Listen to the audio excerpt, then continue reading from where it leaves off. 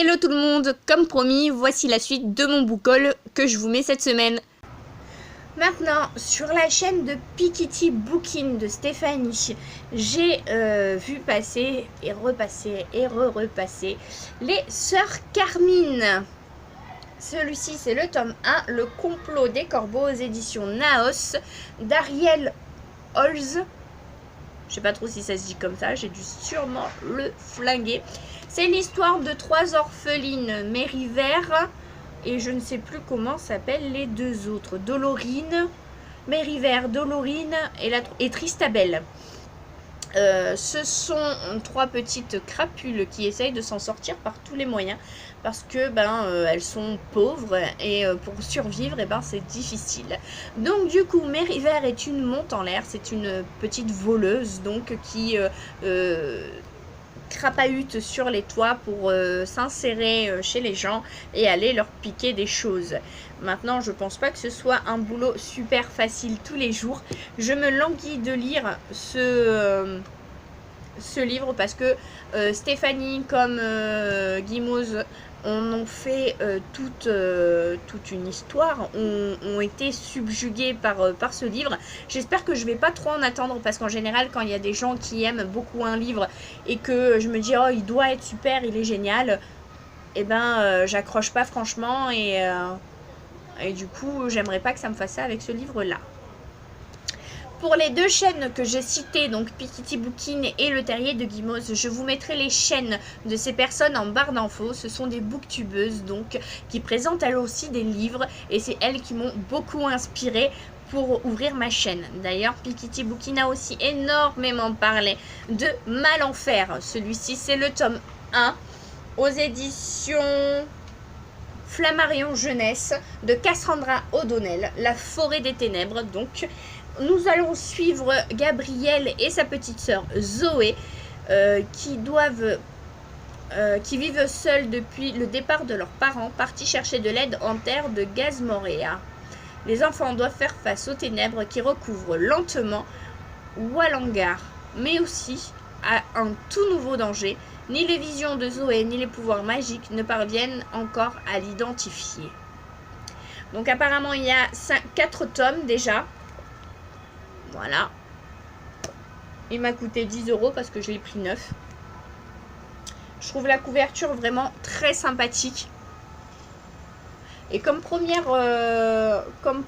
lecture, je pense que ça peut... quand les premières, quand ils savent lire.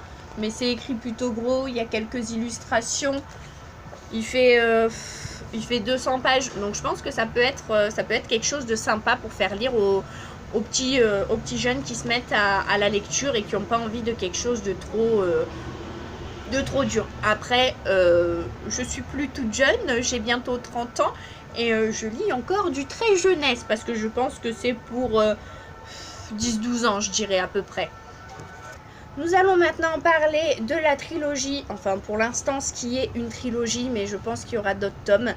Night School de C.J. Doherty aux éditions PKJ.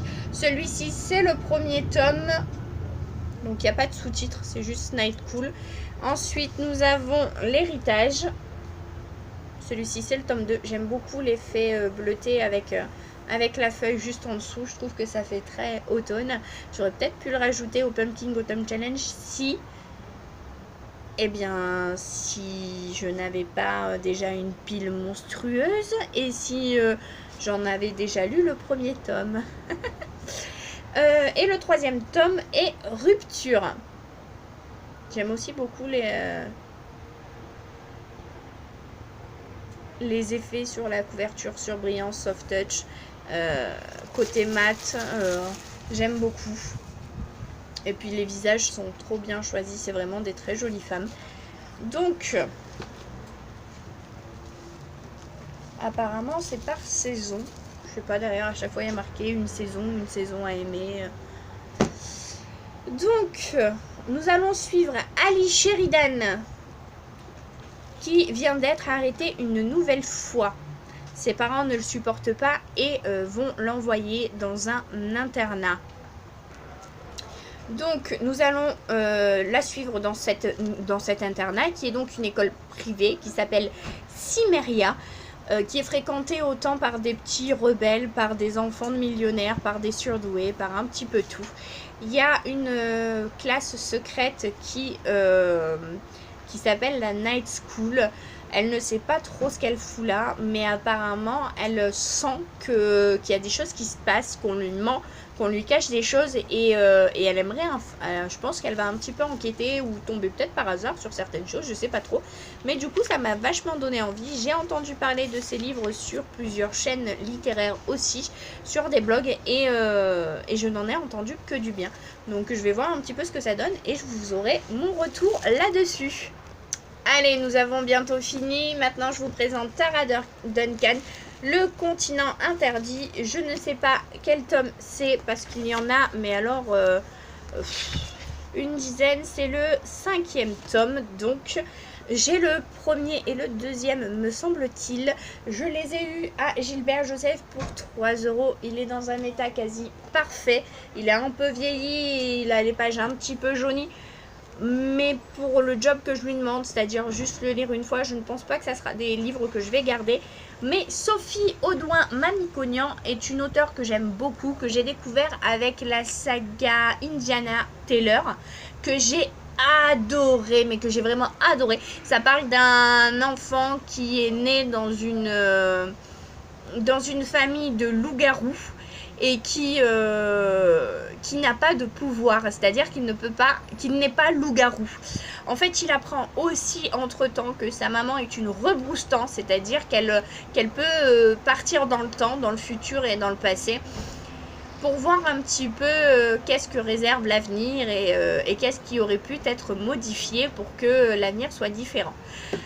J'ai passé un excellent moment, je crois qu'il y a 4 ou 5 tomes, je sais plus, mais j'ai vraiment beaucoup aimé cette série-là. Les Tara Duncan, c'est ma mère qui avait commencé à me les acheter. Ça parle de magie, ça parle de dragons, ça parle d'elfes et tout ce qui s'ensuit. Il m'en a pas fallu plus pour que je sois tentée. En plus, les couvertures sont franchement magnifiques. Donc, j'ai pas cherché bien loin. Et le dernier tome, enfin, me direz-vous, il est de Morgan Rhodes, c'est le dernier royaume, acte 1, les cendres d'Oranos, aux éditions Michel Lafon, que j'ai aussi eu pour 3 € à Gilbert Joseph. J'ai entendu énormément parler de cette série, d'où le fait que je veuille me faire ma propre opinion dessus. Ça parle de 4 jeunes, Cléo, Jonas, Lucia et Manus, qui cherchent chacun leur identité, qui ont chacun des pouvoirs magiques et qui vont sûrement vivre des histoires en parallèle et devenir plus ou moins une bande de potes qui s'entraident à survivre. Du coup, ça me plaît beaucoup, c'est du jeunesse, j'adore ça. C'est vrai que moi, je suis plus jeunesse jeunesse, fantasy, science-fiction, etc. Même science-fiction et fantasy adulte, hein, bien sûr. Mais le côté jeunesse me plaît aussi beaucoup. Après, j'aime pas du tout la romance. J'en lis quelques-uns de temps en temps, mais c'est vraiment quand je suis déprimée et que je cherche un roman feel good pour me remonter un petit peu le moral.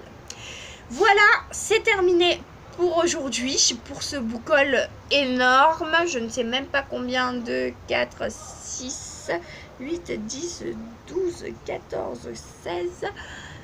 18, j'ai 18 livres que je vous ai présentés. J'espère qu'il y en aura dans lesquels vous aurez trouvé votre bonheur. Si vous voulez qu'on en discute, laissez-moi un commentaire en dessous de la vidéo. Je vous répondrai avec plaisir. N'oubliez pas ma chaîne Facebook qui s'appelle Les Grimoires de Beaubaton. Vous êtes les bienvenus et les discussions vont bon train.